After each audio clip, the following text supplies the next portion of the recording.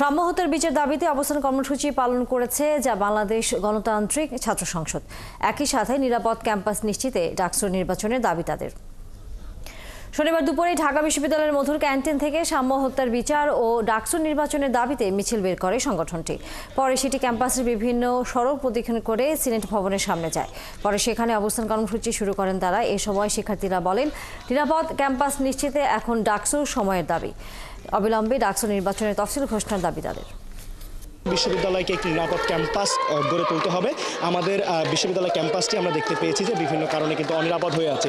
এখানে অনিয়ন্ত্রিত যান চলাচল রয়েছে এবং মাদকাসক্ত ভবঘুরেদের কিন্তু অবাধ বিচরণ কিন্তু আমাদের ক্যাম্পাসগুলোতে রয়েছে। সুতরাং সেই জায়গাগুলোতে বিশ্ববিদ্যালয় প্রশাসনকে কার্যকরী পদক্ষেপ নিতে হবে যাতে করে আমাদের বিশ্ববিদ্যালয় ক্যাম্পাসটি একটি নিরাপদ ক্যাম্পাস হিসেবে গড়ে ওঠে। আর নিরাপদ ক্যাম্পাস নিশ্চিত আমরা মনে করছি যে ডাকসুর কোনো বিকল্প নেই।